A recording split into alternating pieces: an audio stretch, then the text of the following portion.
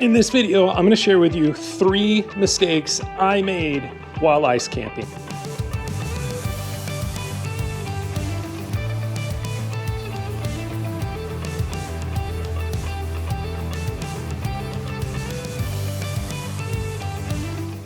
Hey everybody, welcome back to the channel. John here, Montana Walleye Angler. Recently went on a 3-day ice camping trip to a reservoir in eastern Montana. And if you haven't seen that video, I'll link it in the description as well for you to see. But made a few mistakes, would love to help you guys out on your next ice camping, ice fishing adventure.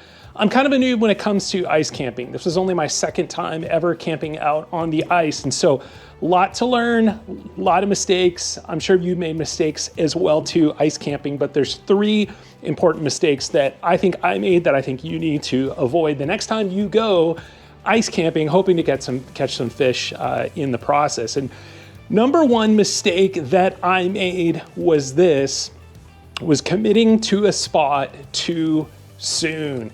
I got out there, didn't leave myself a ton of time, but probably got to the lake at about 11:30. Got all my gear set up, took me probably about an hour to get out onto the ice, and then started the process of looking for a spot. But I will say, I had already in my heart committed to a spot on the map, did all kinds of scouting and planning and researching, using the One Boat Network, not affiliated at all whatsoever with those guys, but it is a tool that I use all the time, even during open water season, but also and especially during ice fishing season. If you don't have it, the One Boat Network app, it's $24.99 for the year. Invaluable tool that you can use to do research, but then to also just get on the spot. And so I had picked out a spot. I'll show you a clip of that here as well, as you can see. Picked out this kind of not deep lake structure, but kind of a sunken island, and 2 pieces of structure with a saddle in between, kind of shallow, with good breaks, just a lot of characteristic to it. And I had really just like given my heart to this spot. Probably right away. It wasn't far from shore. And so that was really a key factor for me. If I were to make any excuse, I would make this excuse. I'm pulling my gear out. I don't have a 4-wheeler. I don't have a snowmobile. And so wanted to be somewhat selective in picking a spot that wasn't too far. The other spots that looked way better, but I'm talking 2.5 miles from the boat launch to lug my gear. And so didn't think that was really feasible. It's an excuse, I know, but here's the thing. I should have spent more time looking for a really good spot before I set up my camp. And so spent probably an hour and a half or so, 2 hours looking for the right spot to set up camp, and really found fish everywhere I went. And it's not that the spot I set up on was bad. I really like it, and still I would probably go back to this spot if I had the opportunity to, and fish it again. But the reality is that there is a lot of fish, but a lot of small fish on that spot congregating. Never found really big fish, and I set up there anyways.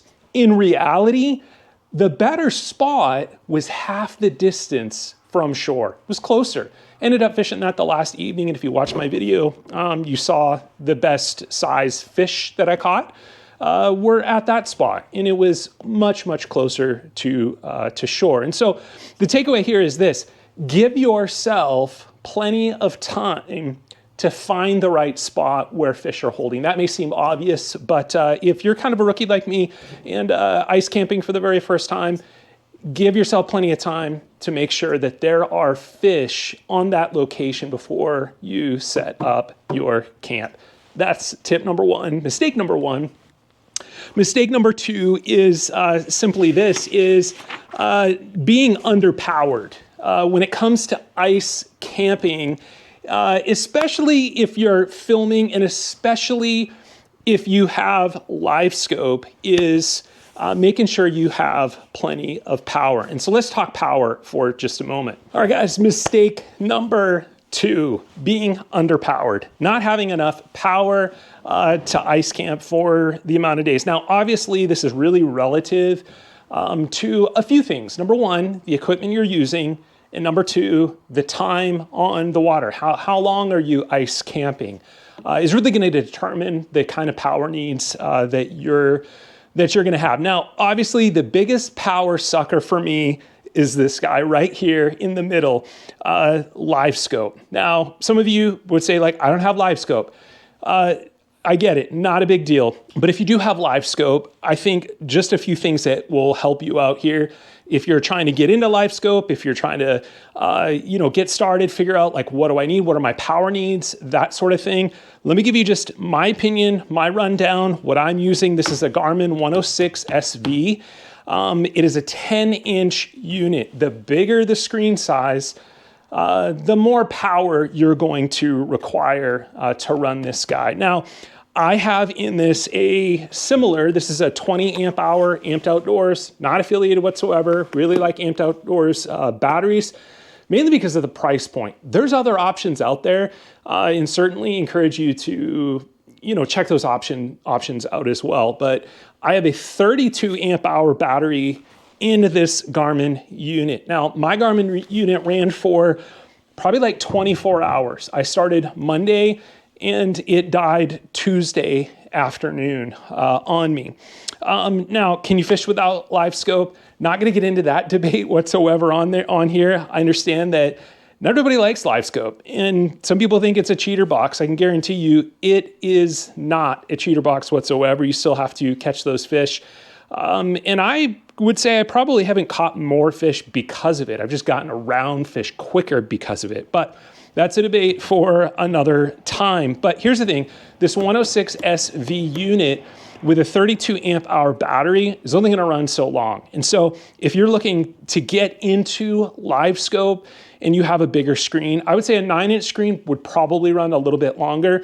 You can check out Summit Fishing equipment. They give you kind of a breakdown on the batteries and how long they're going to last. But my 32 amp lasted only for 24 hours. And the reality is I just didn't have a really good backup. What I ended up doing was using this Cat power bank from Costco. It's something that our family had laying around, not being used. And so it definitely has the AC port and was able to charge it up a little bit, but not a ton. It was insufficient really to charge it up enough to be able to use it for a longer period of time. And so, again, depends on your needs, your equipment needs, but talking specifically about live scope and the bigger screens, a 10-inch screen, my recommendation would be to get, if money allows, always just buy what you can afford. I mean, that's the reality. That's what I do. That's what I've done. And you get by in it and it works. But my recommendation is if you can, and you're trying to choose between a 32 amp hour and a 52 amp hour battery, go with the 52 amp hour battery. You'll get at least 48 hours out of that. Obviously depends on how much you're using it and how long you're fishing and that sort of thing. But my understanding is that at least in most of the shuttles, this is a Summit fishing equipment shuttle. Absolutely love this shuttle. It's a really, really good shuttle, especially for the price point. In my opinion, it's a really good one. Now, there's a lot of new ones coming out. You ought to look into them. Obviously, HD Innovations is another maker of shuttles. This isn't really a talk on that specifically, but I think Vexilar came out with a shuttle that's super light. You ought to check that out. The price point is really, really good on that as well if you're looking to get into that. But most of these shuttles, my point is that most of these shuttles, you can put a 52 amp hour battery in that's roughly the same size as this one right here. This is a 20 amp hour. It's a little bit bigger, of course, but those are going to fit in there. It's going to make it a little bit heavier, but you're going to have more run time. And so as far as powering everything else, I have a Norsk Lithium battery. It's a 7.5 amp hour battery. And I use this to run my lights initially. It's got two USB ports on the top there. One of the little deals broke off there, but two USB ports. And I used this the first night to run my lights. It only lasted a night and then it died.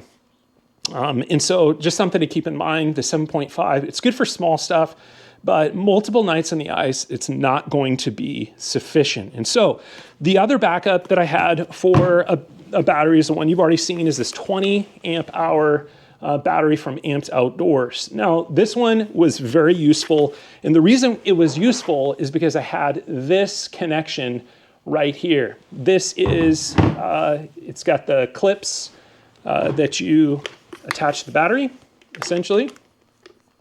And then it has two USB ports that you can plug into.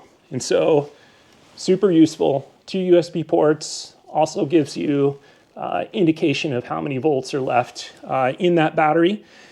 And yeah, this is a good backup as well. And so I would recommend, you know, something like that. I use that in the boat as well during open water season. I throw that in, can charge camera equipment, of course, can charge your phone, whatever the case might be. But that is what I use as a backup, along with this guy right here. And so my recommendation would be this: one of two things. Again, if you're running live scope and you need the power for it, get a bigger battery. 52 amp hour battery would be the way to go. Or the other option would be this, and this is something I don't have, a future purchase would be to get a power bank. All kinds of brands out there. Amped Outdoors certainly has options for big power banks. Or the other option could be this. The other option could just be bringing a small generator. Now, if you have a four-wheeler, you have a snowmobile, and you're pulling your gear out that way, you just have way more ability to take more stuff. And so you could just get a small generator and run that generator, you know, during the daytime to kind of charge up your stuff, whatever the case might be. But don't make that mistake. Don't go out on the ice underpowered. That's mistake number 2. Here's mistake number 3. Okay, guys, mistake number 3. This is kind of a simple rookie mistake, I suppose, and that is just really testing your gear before you go, making sure it's dialed in, making sure it's really secure. And that is a mistake that I made, and really just with my sled. If you watch my sled modification video, if you haven't, I'll link it here as well, is I just bought these cheap garage holders from Home Depot. Yeah, from Home Depot. And you know, it works. It fits my auger really well, but as you can see, I didn't secure them very well. I'm a big proponent of just kind of like using what you have and what is kind of laying around.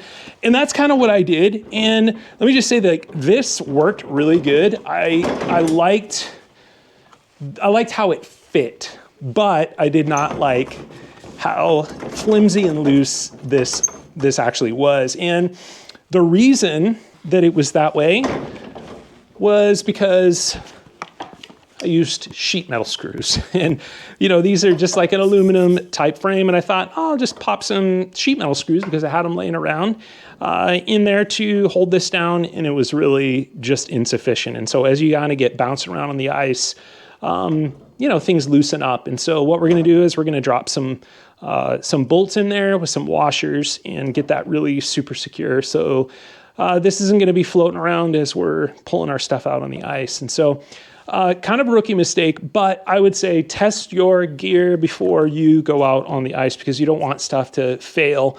And then I would say, like, having a backup as well. This might be mistake number 4, tip number 4, but having a backup is always a really, really good idea, especially if you're going to be kind of far away from your vehicle or whatever the case might be. Having a backup heater, having backup propane. I had 2 propane tanks. I had a 10 pound and then I had a 20 pound. I ran through the 10 pound a full probably day and a half in, and the last night I had to swap out a tank and grab my 20 pound. I should have started with a 20 pound, but I just didn't want to carry out the big 20 pounder. Had it back at the truck. But also having a second heater is a really, really good idea. If you just have one heater and you're camping for a couple nights, you're kind of taking a chance as well, because a lot of times those heaters fail. There's a few things that you can do to kind of keep them from failing.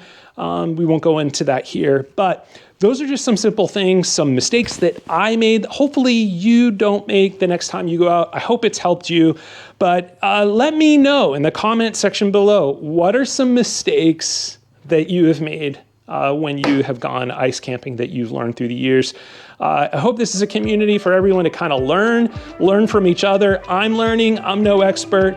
Always learning, always be a learner. That is really the key. And especially with ice fishing, it seems like you just want to make stuff better constantly. And we're always adapting, we're always learning. But what are some mistakes that you've made? Drop a comment below and let me know. But thanks so much for watching, guys. If you have not subscribed yet to our channel, do me a favor and subscribe and join the conversation, join the community, and be on the lookout for more content. We'll see you on the next one.